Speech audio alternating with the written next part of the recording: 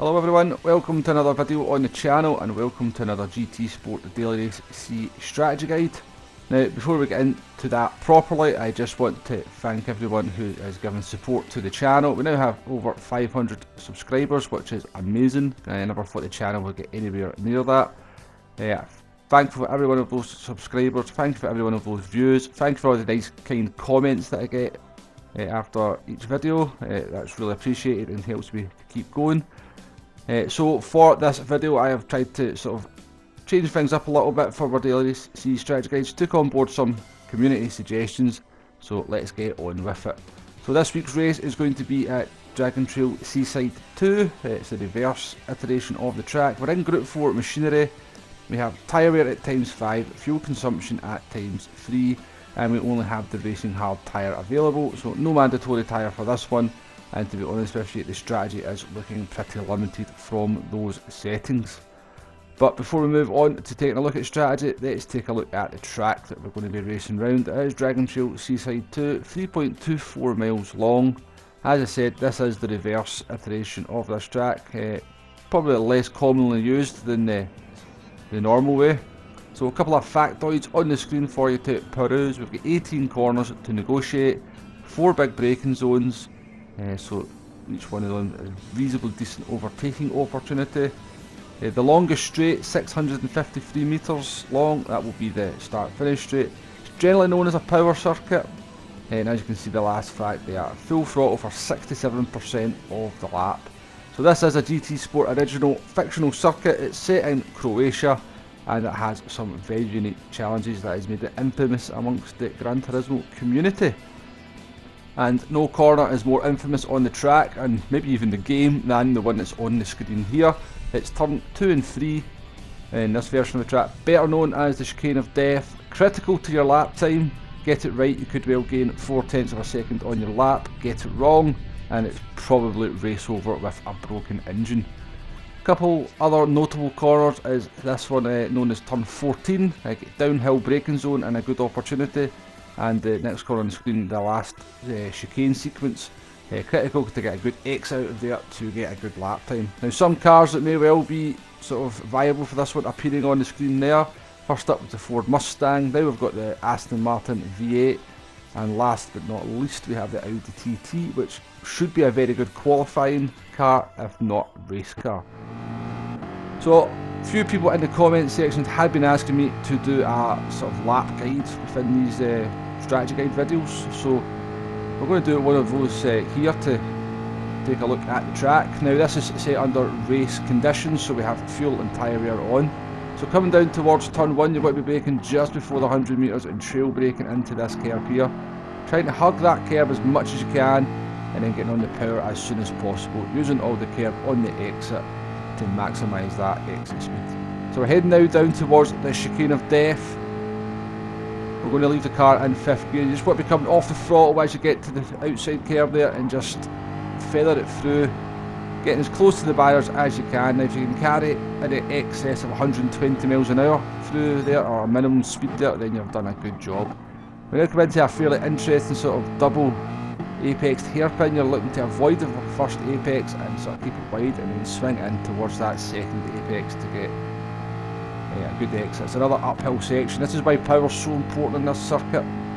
A lot of uphill acceleration zones. So we're coming into a fast sweeping chicane. You want to sort of sacrifice your speed in the first two parts of it to keep the car as far over to the left as you can for this corner here, so you can carry as much speed as possible. Very easy to run wide there and end up in the barrier, so a bit of caution to be used there. So into another downhill braking zone. This is one of the corners we featured earlier on, turn 14. Good overtaking opportunity, but also very easy if you're being overtaken to be pushed wide. And we're coming into the last chicane here. It's a downhill left-right. Hug that curb in the inside, but don't hug it too much because it can throw you off to the left-hand side if you just catch it too nicely. Sacrifice the first part of the chicane to get good exit speed for the second part, and you're on to the start-finish straight here. And that is a lap of Dragon Trail Seaside 2. Full of perils and dangers, but certainly a circuit that rewards commitment and bravery. Okay, let's move on and talk about how this race is going to be strategy-wise. So we have picked the Ford Mustang as the car we're going to choose for this one. It has the necessary oomph down the straights and actually is surprisingly nimble through the corners. So to me it seems like it'll be quite a good car for the track and combination.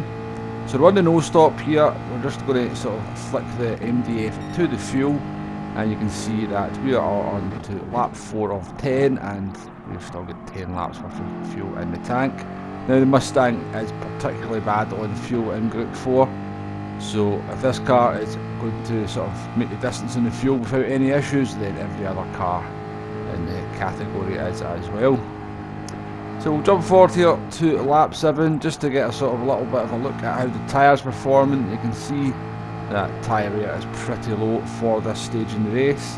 Lap time wise, we've actually just set our fastest lap there on lap 6, so we're certainly not suffering on the tyre front by that measure anyway. So our lap times, you're managing to sort of keep the car in the sort of late 48s, occasionally dropping into the 49s if we have a bit of a tardy corner or two. We jump forward here to lap 10, come through the last couple of corners. This has actually been a very solid last lap that we've done here. We're actually going to do another 48, I think it's a 48.7 we finish up on, which is actually one of our fastest laps of the race. So it just again confirms that the tyre wear, only being at ×5, is certainly no issue for this race if you're going to go for the non-stop. Over the line we come, finishing time will pop up there, 18 minutes 14.7. That's going to be our target as we move on to try the one stop. So here we are on the one stop, lap 5, this is where we're going to make our pit stop. Actually a little bit silly I would say, because we're actually on our fastest lap. I think we're on course for a 1:48.5, which would actually be the fastest race lap that I'd managed in any of my sessions, sort of putting this video together. But yeah, this is the one stop strategy, so we are going to pit here at the end of the lap. Now I was fairly sure from the settings that sort of doing this one stop run was pretty much a waste of time. It was never going to match up to the no stopper given the settings. But as always with these videos, I do like to sort of try out the alternative strategy just to see if there's maybe a little bit of a surprise in there. Maybe the pit stop only takes 4 seconds or something. In that sort of regard, it could maybe start to be worth it. But in this case, that is not to be, and the pit loss is actually 8.4 seconds. So it's going to be very difficult to make that up with the tyre wear only at ×5 and also only having the one type of tyre available. But we give it a shot, we use our fresh set of tyres to see what sort of lap time we can get. Lap 7 was actually ruined by the AI car, lap 8 wasn't a very good lap. Lap 9 we did set our fastest lap of the race, and we eventually on lap 10 put together a very nice lap on 48.3. But it's nowhere near enough to overcome that deficit of the pit stop. The finishing time for the one stopper coming in at 18 minutes 20.3. I think that's 5.7 seconds slower than we did on the non-stop. So it'll come as no surprise to many people out there that this one is going to be a no-stopper. Group 4 at Dragon Trail Seaside 2. Bit of a disappointment for me. It's the second race in a row where there's been absolutely no strategy whatsoever. It's just going to be a flat-out sprint for the 10 laps. Again, some people do enjoy that. That's absolutely fine. Hopefully next week's race PD will come up with something a little bit more creative in my opinion, give us some strategy to play with, give us some multiple compounds of tyres to work with, but it remains to be seen what that's going to be. Just to confirm, yep, this one very much a no stopper, no matter what car you pick. It will be interesting to see what car becomes the meta for this one as well. As I said, it is traditionally known as a power circuit, and there is a lot of parts of the circuit where you do need that oomph down straight. But a good handling car could also do well here. There is those sort of various kinds of chicanes to negotiate.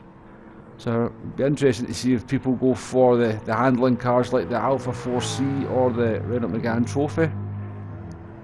Personally, I'm hoping the power cars come to the fore in this one, and I'll certainly be sort of tackling this one in the Ford Mustang and probably the Aston Martin. Anyway, that's my thoughts for this one. hopefully there's been some useful information in there for you to get you started on this one. Not that there's a whole lot of strategy to work your way through. Let me know what you think of the sort of new elements to the video, like looking at the track and doing the lap guide. I'd be interested to know what your thoughts about them in the comments.